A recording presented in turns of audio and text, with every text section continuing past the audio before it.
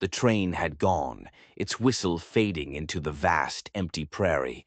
It left behind the rattle of loose boards on the platform and the dust that clung to everything. Most folks turned away, eager to get back to their lives. Only a few noticed the woman still standing there. She was broad-shouldered, her plain dress mended in several places, her shoes worn down at the heels. Two children clung to her skirts, their eyes darting from the empty tracks to her face, searching for a sign that whoever they were waiting for was still coming. But no one came. She held herself upright, though her hands trembled as she shifted her youngest to her hip. She didn't cry. Not here. Not where her children could see. At the far end of the platform, a tall man stood with his hat pulled low. He'd come for feed and kerosene, intending to return to his quiet, empty ranch. But when his eyes met hers, just for a heartbeat, he saw it. An old, familiar ache. The kind carried by someone who had been left behind too many times to count. The whispers around them were quick and cruel. About her size, about the man who'd promised to meet her, about how a woman like her should have known better. The children heard every word. She pulled them closer. He could have walked away. He'd done it before. Kept his distance, guarded his heart.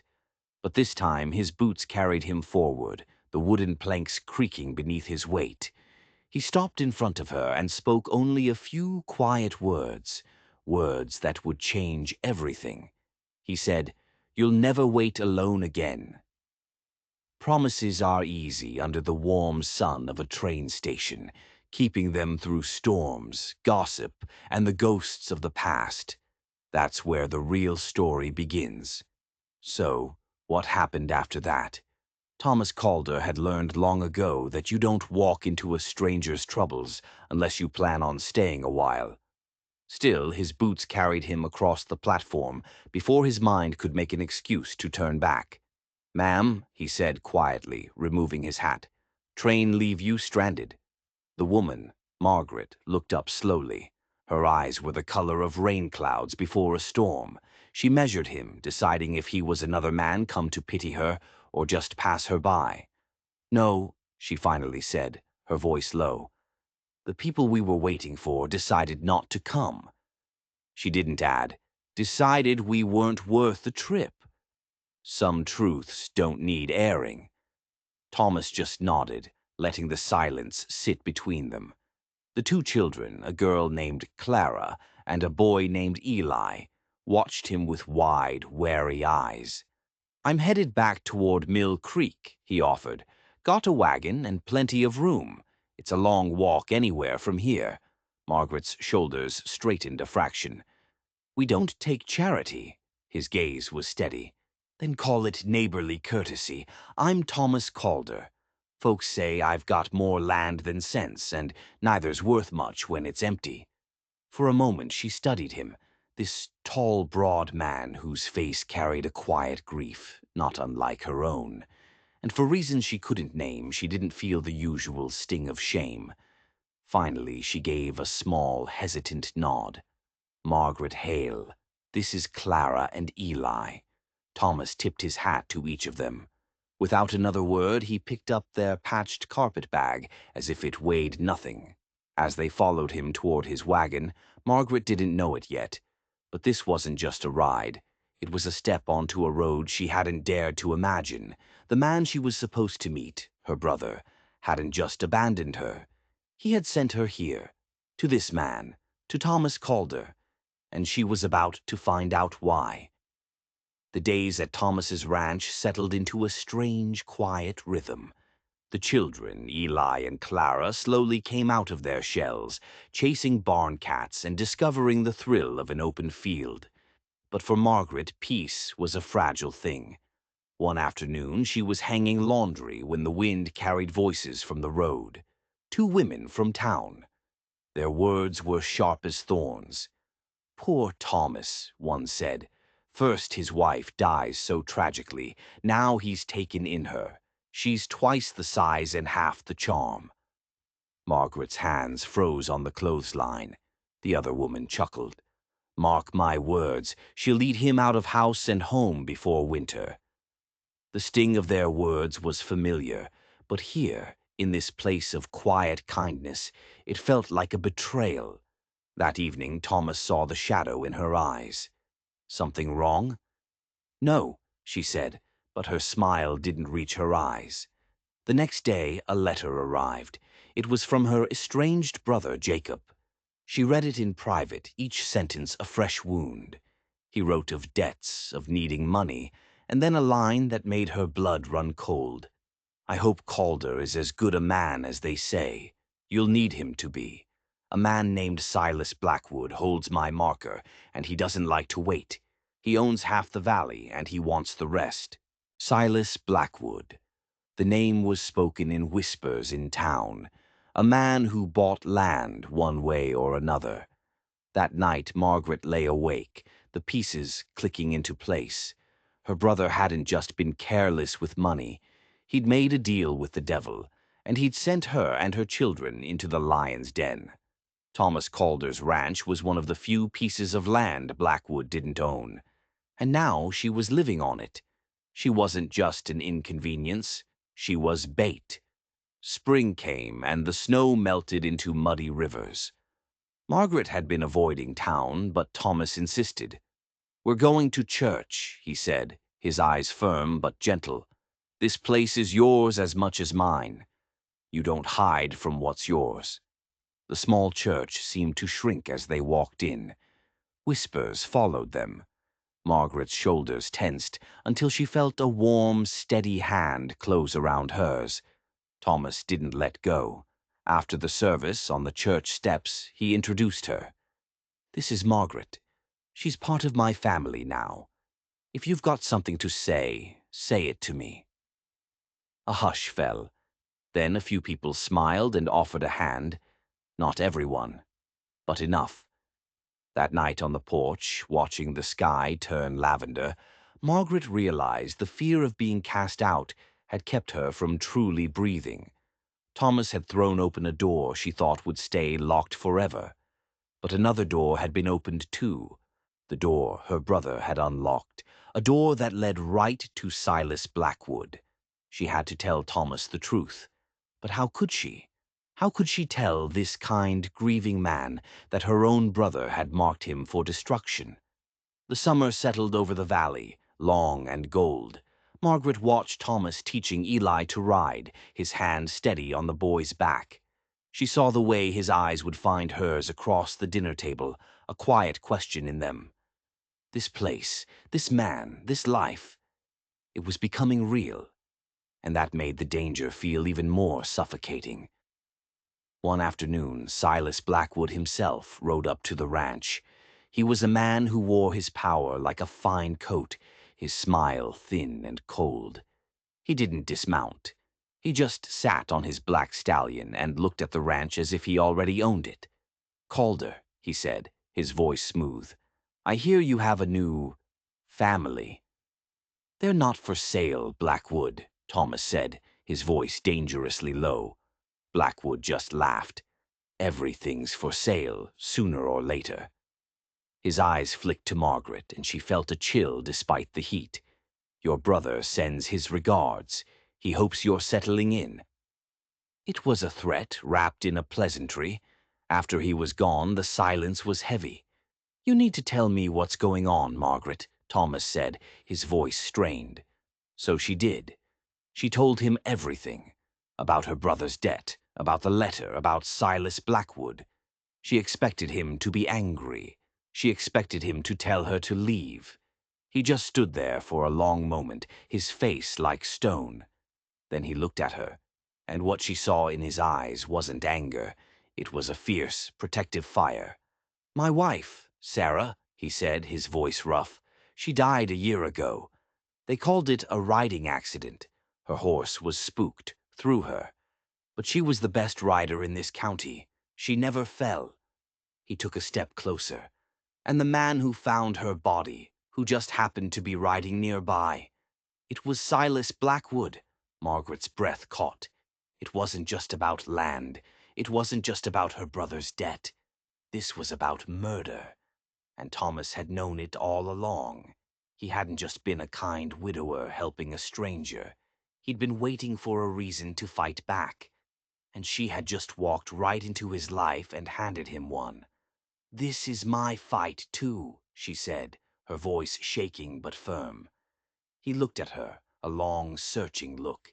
Then he nodded once. "I know." That night, Margaret didn't sleep in the spare room. She sat in a chair by the fire in the main room, a shotgun across her lap. Thomas sat in the chair opposite, cleaning his rifle. They didn't speak. They didn't have to. The house was no longer just a ranch. It was a fortress. And they were no longer two lonely souls. They were partners in a war that had just begun. And they both knew that Silas Blackwood would not stop until he had everything, including their lives. The nights grew colder. The threat of Blackwood hung over the valley like a gathering storm. There were small things at first, a fence cut in the night, a well poisoned with a dead animal, Thomas's cattle getting mysteriously sick. It was a war of attrition.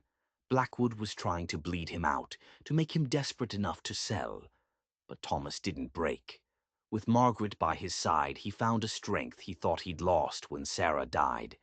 They worked from sunup to sundown, patching fences, finding new water sources, saving what cattle they could. The children, Clara and Eli, learned to be quiet, to be watchful. They were no longer just children. They were soldiers in a silent battle. One day, a new man showed up in town. He was a U.S. Marshal, he said, named Thorne. He was asking questions about the death of Sarah Calder, about the fire at the Miller place years ago, about Silas Blackwood. A flicker of hope ignited in Thomas. Maybe the law had finally come to Dry Creek, but Margaret was suspicious. She watched Marshal Thorne from a distance as he talked to the townsfolk. He was too smooth, his questions too pointed. He wasn't just gathering facts. He was planting seeds. He spoke to the women who had gossiped about Margaret, and they nodded eagerly, their whispers now turning to accusations. "That Margaret Hale," they said. "Trouble followed her here. Maybe she's in on it with Blackwood. Maybe she's trying to get the ranch for herself." Thorne then paid a visit to the ranch. He was polite, his questions gentle, but his eyes were like chips of ice. He asked about Margaret's brother, about his debts. "It seems your family has a history of making bad deals, Mrs. Hale," he said, a thin smile on his lips. After he left, Margaret turned to Thomas, her face pale. "He's not a marshal," she said. "He works for Blackwood." Thomas wanted to believe in the law. He wanted to believe that justice was coming. But he trusted Margaret's instincts. The proof came a week later. A rider came from Cheyenne, a friend of Thomas's. He'd heard about the so-called Marshal Thorne. "He's no lawman," the friend said. "He's a hired gun. A professional. Blackwood must have brought him in to finish the job." The hope that had flickered in Thomas's heart died. They were truly on their own. That night, as the first real snow of winter began to fall, they made a plan. They couldn't just wait for Blackwood to make his move. They had to force his hand. "The ledger," Margaret said, her mind racing. "My brother's letter mentioned Blackwood's ledger. He keeps a record of everything. The debts, the land grabs, maybe even the murders." "It'll be in his house," Thomas said, "and his house is a fortress. Then we'll have to find a way inside." The plan was desperate, suicidal. Margaret would go to Blackwood's ranch, pretending to offer a deal. She would say Thomas was broken, willing to sell. She would say she wanted to secure a future for her children, a future Blackwood could provide if she helped him get what he wanted. It was a gamble. If he believed her, she might get close enough to find the ledger. If he didn't, she wouldn't be coming back. Thomas refused. "Absolutely not. I won't let you walk into that monster's den." "You don't have a choice," she said, her voice firm. "He'll be expecting a man, a threat. He won't be expecting a desperate mother. He'll see me as a pawn. and that's the only advantage we have." They argued for hours, but in the end he knew she was right. The next morning she put on her plainest dress.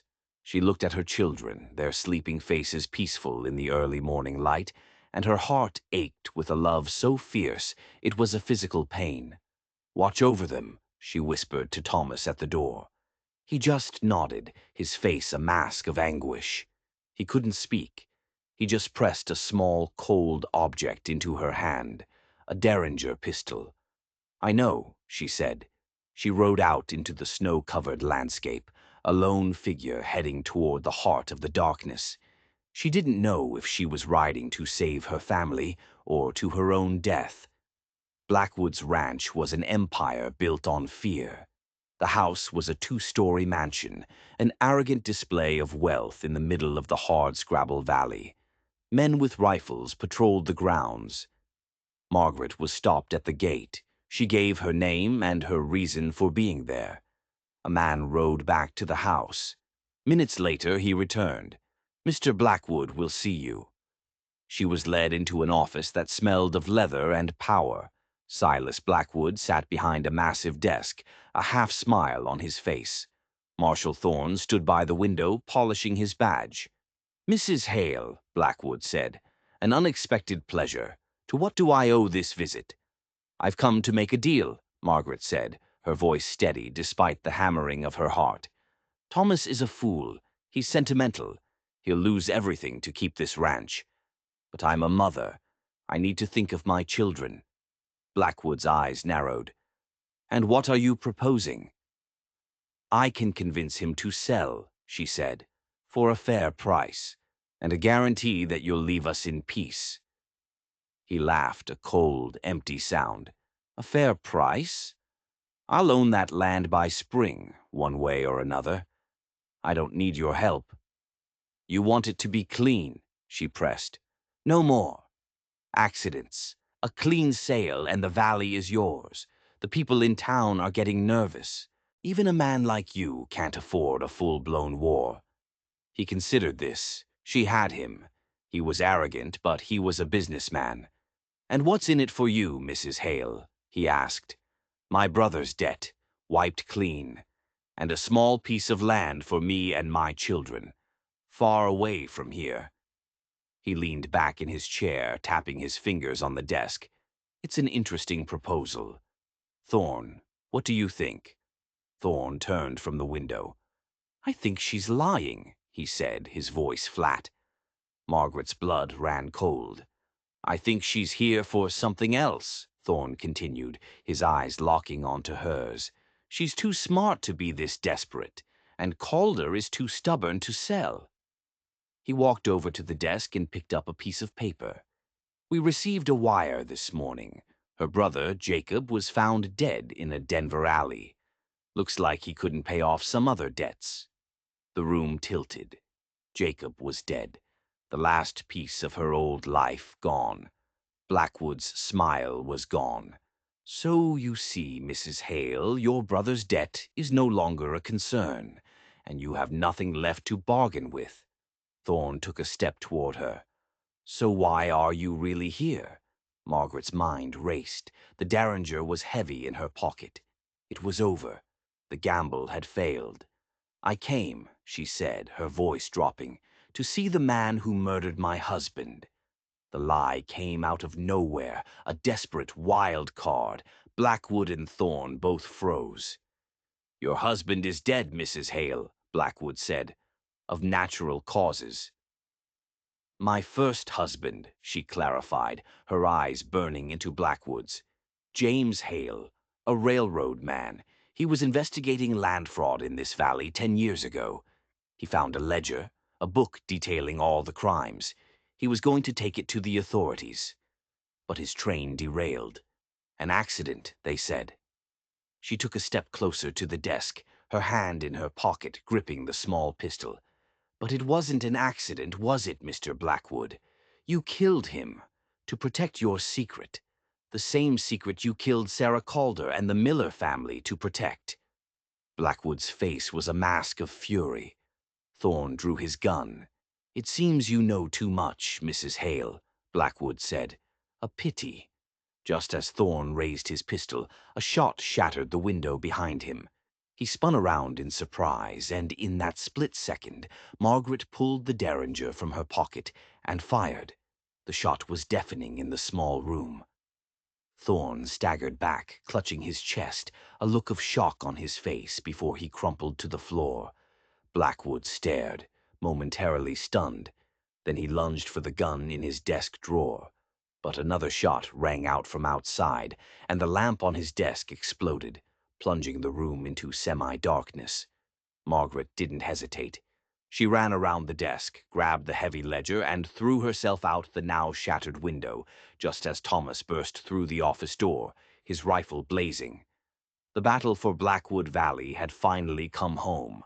Margaret landed hard in the snow outside, the heavy ledger clutched to her chest. The ranch was in chaos. Thomas was a storm of fury inside the house, his rifle echoing through the halls. Outside, a handful of ranchers, led by a determined-looking Harold Wilkins, were exchanging fire with Blackwood's men. Harold? He hadn't run. He'd rallied the very people Johnson and Blackwood had terrorized. A rider burst from the stables. It was Thomas. He galloped toward her, reining his horse in hard. "Margaret, are you hurt?" "I'm fine, I have it," she yelled, holding up the ledger. He reached down and pulled her up onto the horse behind him. "Hold on."